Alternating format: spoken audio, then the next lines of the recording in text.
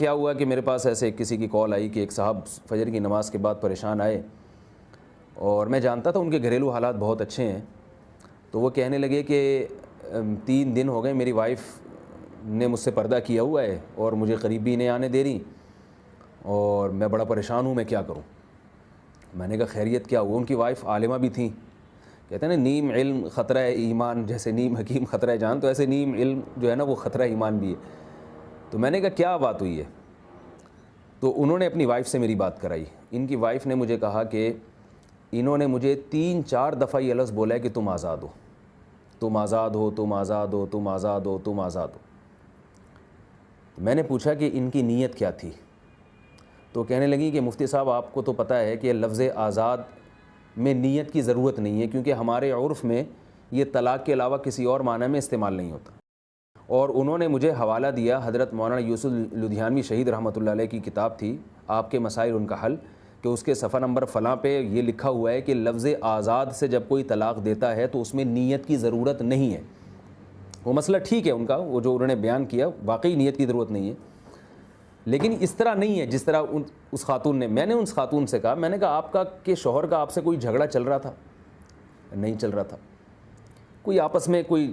میں نے ان کے شوہر سے پھر پوچھا، میں نے کہا آپ نے جو اپنی بیوی کو کہا آزاد ہو آزاد ہو، آپ کی طلاق کی نیت تھی؟ کہہ رہے نہیں۔ تو میں نے کہا کوئی جھگڑا چل رہا تھا آپ کا؟ کہہ رہے نہیں۔ تو میں نے سوچا کہ کامن سینس کی بات ہے کہ آدمی خامخواہ میں بیٹھے بیٹھے بیوی کو تو نہیں طلاق دے دے گا نا، آزاد ہو آزاد ہو۔ میں نے کہا آپ اپنے دماغ پہ دباؤ ڈالیں، کوئی ایسی بات چل رہی تھی پہلے جس پہ آپ نے بیوی کو آزاد کہا ہے؟ خامخواہ میں کوئی شخص آزاد کا لفظ استعمال نہیں کرتا بیوی کے لیے، اور ظاہر ہے اگر خامخواہ میں کر رہا ہے تو پھر یقیناً طلاق ہی ہے یہ۔ اگر کوئی بیٹھے بیٹھے بیوی کو کہہ دے تم آزاد ہو، کوئی بات نہ چل رہی ہو پیچھے یا کوئی اس کا کوئی سیاق و سباق نہ ہو۔ مجھے یقین تھا کہ کوئی سیاق و سباق ہے اس بات کا جو نہ بیوی بتا پا رہی ہے نہ شوہر بتا پا رہا ہے، کیونکہ بعض دفعہ 3 دن ہو گئے اب یہ بھول گئے ہیں کہ یہ ہوا کیا ہے، کیونکہ وہ خاتون نے صرف آپ کے مسائل اور ان کا حل میں یہ مسئلہ پڑھ لیا کہ لفظ آزاد سے بغیر نیت کے بھی طلاق واقع ہو جاتی ہے، اتنا پڑھ لیا مسئلہ، تو وہ فوراً ان الفاظ کو جو ہے نا وہ کوٹ کر رہی ہیں اور اسی کو، جبکہ میں جانتا تھا کہ بھئی یہ نہیں ہوتا ایسے، یہ نہیں، ان کے ایسے تعلقات نہیں ہیں کہ بیٹھے بیٹھے میاں جو ہے وہ طلاقیں دینا شروع کر دے۔ وہ بیچارہ عجیب شکل سے نا، ان کے بچے بھی بڑے بڑے ہیں، وہ بیچارہ اتنا پریشان۔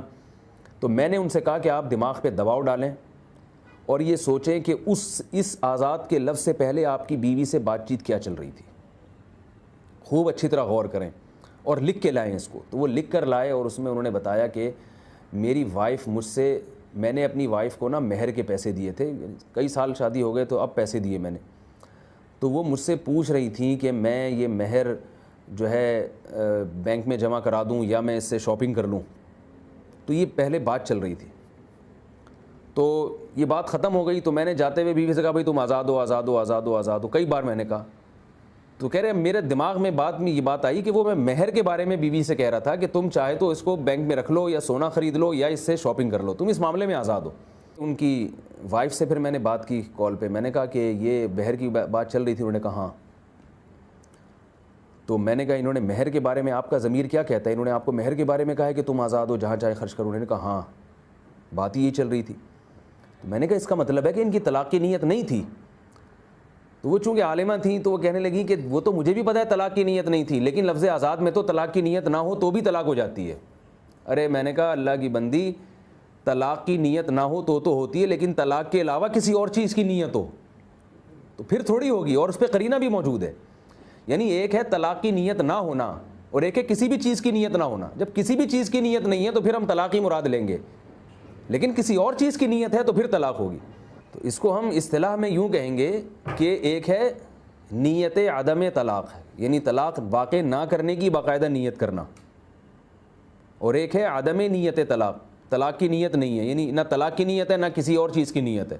تو جب کچھ بھی نیت نہیں ہے تو لفظ آزاد سے ہمارے ہاں طلاق ہی مراد ہوتی ہے۔ کوئی خامخواہ میں بیوی کو بیٹھے بیٹھے آزاد آزاد کہتے ہو تو طلاق واقع ہو جائے گی، لیکن اگر وہ باقاعدہ کسی اور چیز کی نیت کرتا ہے تو یہ لفظ آزاد پھر ایسا صریح نہیں ہے، لفظ طلاق کی طرح نہیں ہے کہ لفظ طلاق میں تو کچھ بھی نیت کرو طلاق ہی ہوتی ہے۔ لفظ آزاد میں کسی اور چیز کی نیت کرو گے تو وہی مراد ہوگی جس کی نیت کر رہے ہیں، اور اس پہ قرائن بھی موجود ہیں۔